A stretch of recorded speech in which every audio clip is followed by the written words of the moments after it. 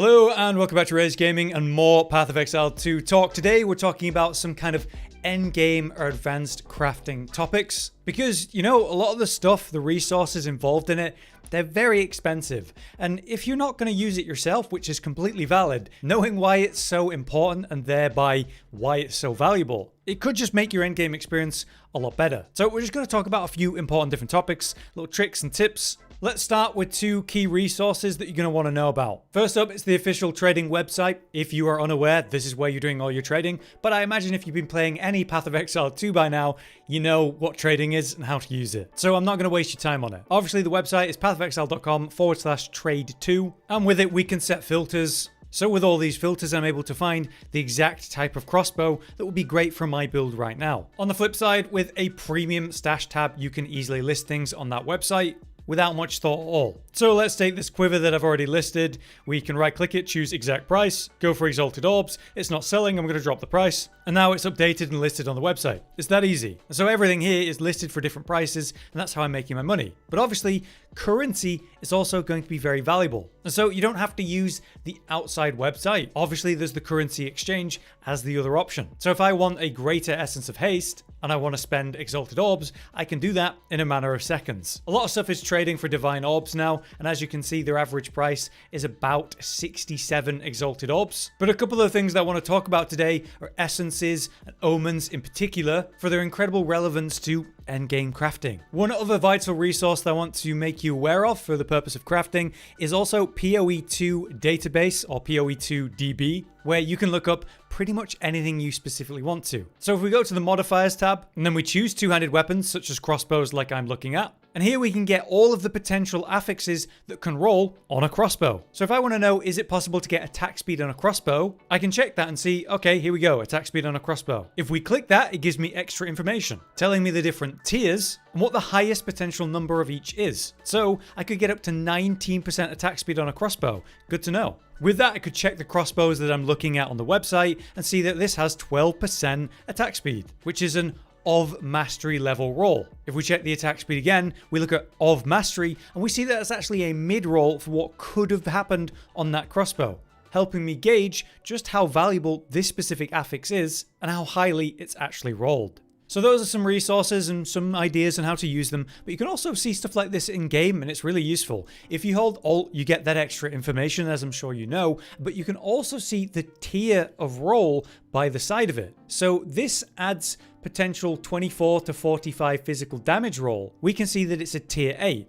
And if I hover over that information, you can see that it says it's a prefix. So as you probably know, if you're in an advanced crafting guide video, you'll know that there are 6 potential affixes on a normal rare, but you can only have 3 prefixes and 3 suffixes. Each of these types of modifiers, these affixes, can roll different levels, and a tier 8 is very high indeed. So this has actually got the highest potential roll for added flat physical damage. And in that roll, I could see I could have got 21 to 31 and 36 to 53. I got kind of a middling roll, but because it's a top roll, the numbers are still pretty damn good after all. Meanwhile, you can see we have a tier 4 for the percent increased physical damage, which is a shame.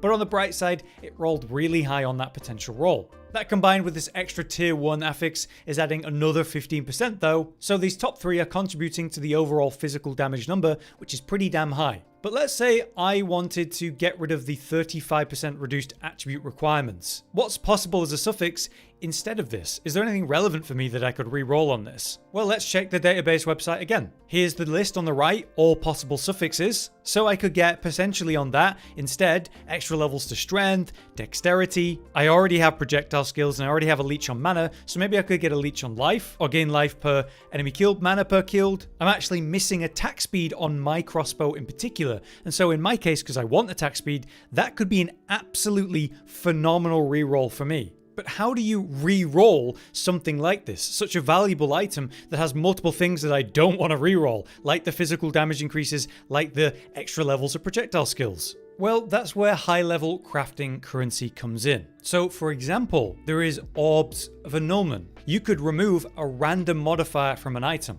So of the potential 6 affixes here, right? I could maybe get lucky and remove that 35% attribute requirements. Or maybe say the accuracy rating, maybe even the leech of mana. Or I could be devastated and have that hit say any of the physical damage or the +4 levels to all projectile skills. It might not break the item, but it's too damning, it's too risky to do. So super ultra late game crafting allows you to target specific modifiers to remove and change. And that's through the Omen system. Be aware that this is very expensive, but if you've got like the perfect item and it's say 5 out of 6 affixes and you just want to fix it for a permanent, you never change this item, this is where you would kind of do this endgame crafting. So if we hover over some of these, say we have the Omen of Sinestral Exaltation here, it can change what you're about to do.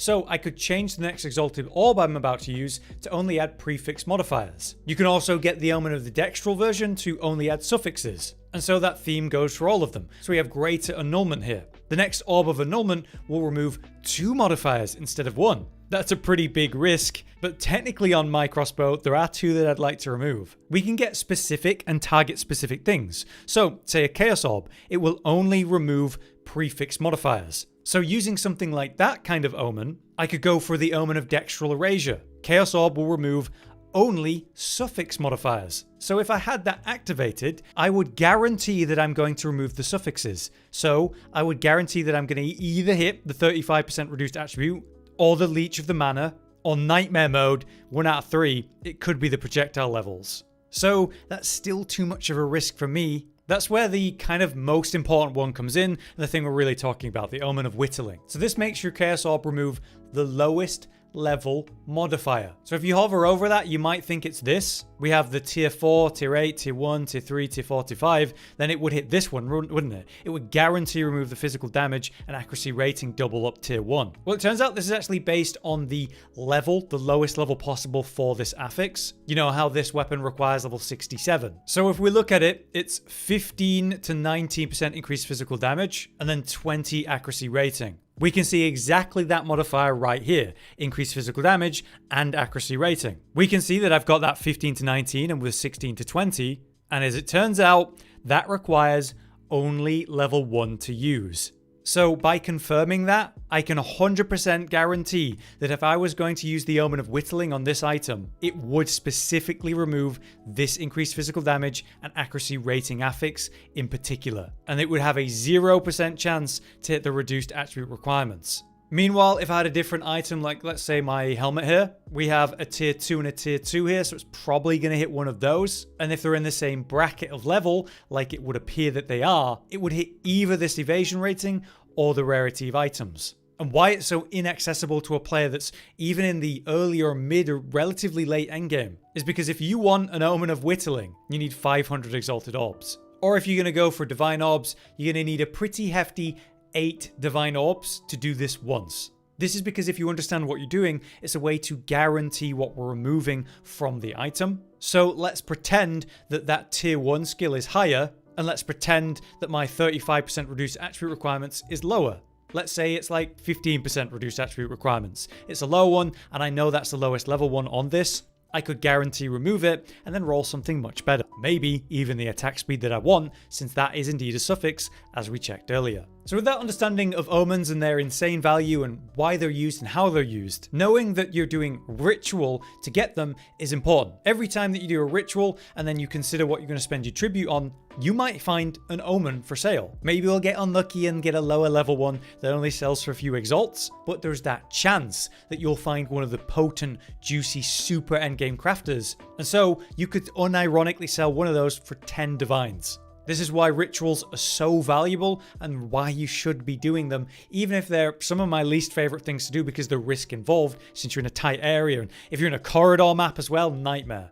It's also good to know that once you start taking down the ritual pinnacle boss, which I'm about to start aiming to do, there are nodes here that will actually increase the chance of you getting those omens in the ritual favor options. The problem is that the best ones are going to have tiny percents to even offer that right, so a 50% increase here would still be a minor increase. But you know, the less valuable ones, this could be a massive increase for, especially if you stack this effect up. But yeah, I think knowing about their value so you can sell them if you want, or use them super late if you're very prepared for that, can be a useful thing.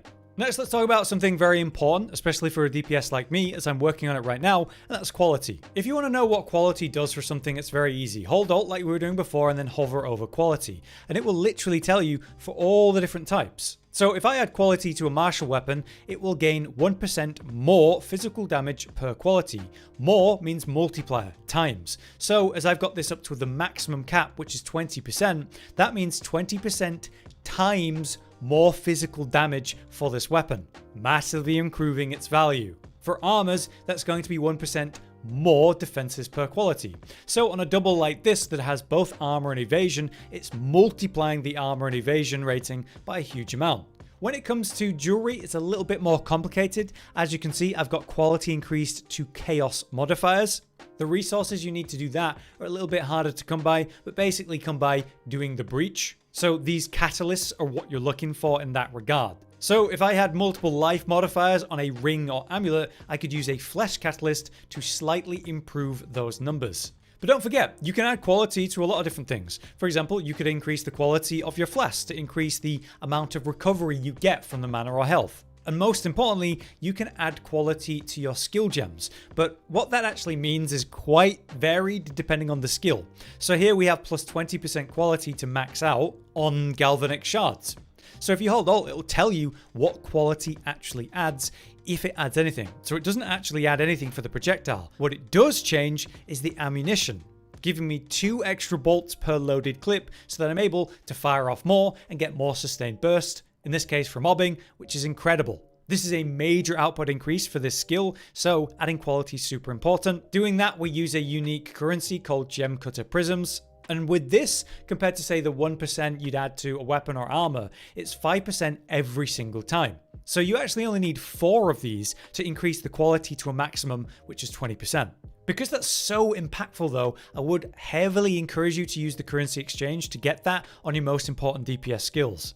We can buy them under the quality currency, and as you can see, they're really not that expensive, between 2 and 3 exalted orbs. So if this is effective and impactful on whatever you're using, it's well worth buying and getting all your skills upped in quality. Now there is one other kind of crafting you can do, which is adding sockets to your skills to get say a 5 link or even a hope for 6 link. In any case, you might know about this trick, but I might as well tell you about it. You can see that this Herald of Thunder has 3 slots. And you can see that this one that's corrupted has 4 slots. That's because if you take a Vaal orb and apply it to a skill gem, something could happen. It could add another socket for a gem slot, or, it could backfire and it could reduce it by 1. It could also add quality or remove quality, or even increase its level, or maybe reduce a level. So it is a gamble. To do this, I'd recommend with your gems, just grabbing a lower level skill gem and then basically engraving one. Then with that, you can add another socket so that it's got 3, and then you can use a Vaal orb on it to potentially get 4 sockets. This way, you're not risking your main most important one that you may have even added quality to. And then if you get lucky and you get your 4th support slot, you could upgrade the level and start running that. One last thing I want to talk about in regards to more advanced crafting is, say, the essences. These, I'm sure, as you're aware, can take a normal item and guarantee that it gets a type of modifier. So one of the most valuable ones is the Essence of Haste, because it guarantees you get a speed modifier. As you can see, there's these normal ones on the left side, and then there's greater ones on the right side. Basically, the difference is this modifies a normal item to a magic one and gives it that speed modifier, whereas a greater version of the Essence of Haste will give the item a guaranteed speed modifier on a magic, turning it to a rare. So Essence of Haste is valuable because you could take a pair of boots and guarantee you give it the most important affix, movement speed. You'd take a good base to build on with this, like a normal that's already got say 10% quality, or one that's even the highest tier of its kind. On the other hand, with greater essences, you would take, say, a base magic or blue item, and then it's already got, say, 2 fantastic mods you're happy with. Then you'd use a greater essence on that to turn it to a rare with the thing you want, in this case, movement speed. Essences on jewelry can be very valuable for that reason too, if you're after a very specific kind of modifier. If we look at one of the more expensive ones, the Greater Essence of Haste, this is almost 100 exalted orbs in value. So if you find one, it might just be better to sell it. But did you know you can actually reforge essences? So let me just grab a stack of them and stack them together to reforge, and this will give you a random essence back. It could just be a normal essence of a different kind, like in this case we got Essence of Flames, but it's technically possible, or at least it's my understanding from reading, because it's never happened to me. This could actually generate a greater essence. So if you're lucky, you could just take some essences you've got overstacked, put them in the reforge, and maybe generate a greater essence, and then maybe you could sell that for a great value. But yeah, that's just an overview of some advanced crafting topics and tips. I hope it wasn't too much all over the place, but I hope it gives you the tools to understand what's maybe quite valuable in resource, the type of craftings you can do, what's possible, or maybe you just use this for the purpose of trading and making currency. In my opinion, I think omens should be way more common than they are. And in general, I think crafting currency is still incredibly rare, late game ones specifically, way too rare when we're playing this early access version where we don't have the crafting bench like in PoE 1. I thought we would have way more crafting currency to roll the dice more regularly and have fun with that. But as it turns out, it feels insanely rare, and we don't have a crafting bench to specifically mod what we want for more reliable results. So I'm really hoping in a future patch they tweak this. Anyway, I hope this video was useful to you. If you have any extra tips for anyone, let us know in the comments. But for now, I've been Hollow, you've been you. Thank you for watching. See you next time. Josh, Cotton, and Hollow with the videos, dropping the humor like a hammer on your tippy toes, bringing entertainment on a daily arrangement to take our insanity and turn it into entertainment. Yes, I said entertainment twice, to reiterate that it is nice to look into your faces on a mostly daily basis when you let us in your homes to make the whole world a stage. Goodbye.